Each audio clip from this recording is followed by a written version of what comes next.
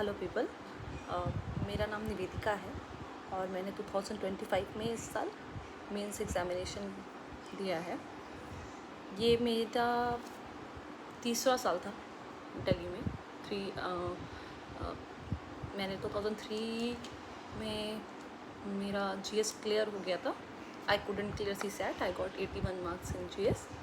In 2024 again I got 81 marks in GS and around 100 marks in CSAT.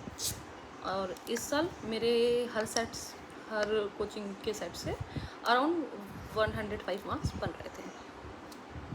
तो मैं सबसे जो बेसिक क्वेश्चन अभी, क्योंकि मेरे पास एक लंबा जॉब एक्सपीरियंस रहा है, मैंने 6 साल जॉब की है।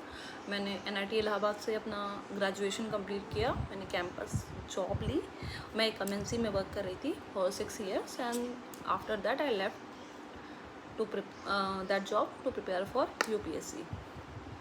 अब मैं वो क्वेश्चन आंसर आपको करना चाहती हूँ कि किसको UPSC की तैयारी कब करनी चाहिए। जो मेरा ये पर्सनल ओपिनियन है, इसमें बहुत सारी सब्जेक्टिविटी हो सकती हैं, बट जो मेरा एक्सपीरियंस रहा है कि अगर आपके पास फाइनेंशियल बैकिंग नहीं है तो आप उसको बना के आइए, मतलब हैव अ जॉब। आप ये बात रियलाइज़ कीजिए, UPSC एक जॉब नहीं, एस्पिरेशन है।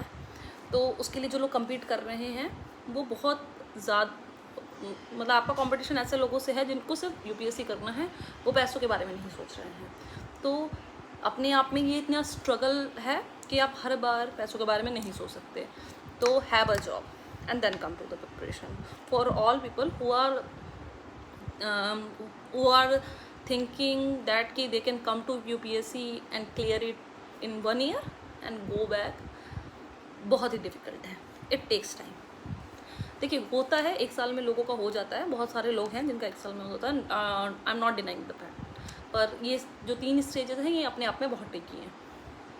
तो have a backing either by yourself और your family is backing you financially.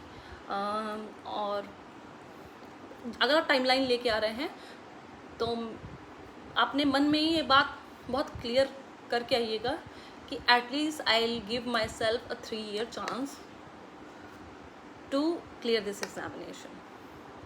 और सिर्फ UPSC, बाकी एग्ज़ाम्स वेरी में मतलब उस पर आप फोकस नहीं करेंगे। और अगर उस पर फोकस कर रहे हैं तो उसी पे फोकस कर लीजिए, पहले उसको निकाल लीजिए, have a job and then clear it.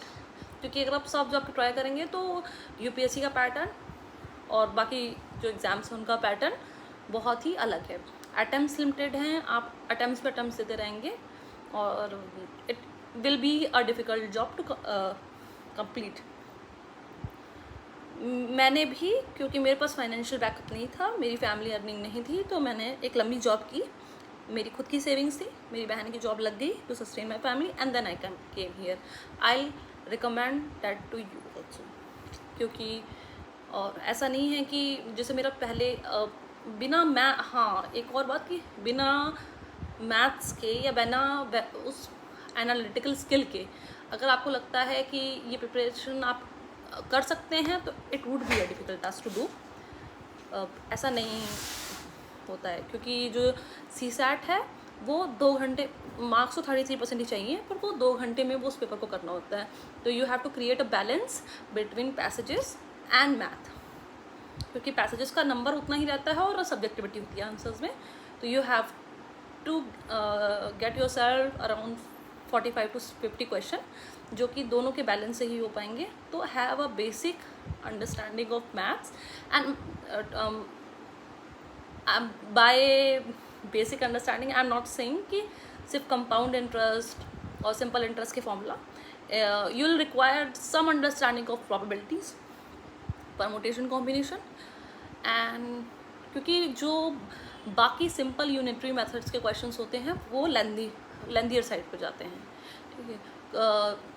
और जो क्वेश्चंस एक्चुअली प्रोबेबिलिटी वगैरह के होते हैं वो कैच हो जाते हैं, उनको हम जल्दी कर सकते हैं, ठीक है। तो have a little understanding of maths. Probability जो है वो समझने के लिए, मतलब अंडरस्टैंडिंग के लिए एक अच्छा सब्जेक्ट है, और ये आपको लाइफ लॉन्ग आपकी एनालिटिकल स्किल के लिए भी बहुत हेल्पफुल रहेगा through out your journey. This is all I want to say in this video. Thank you so much.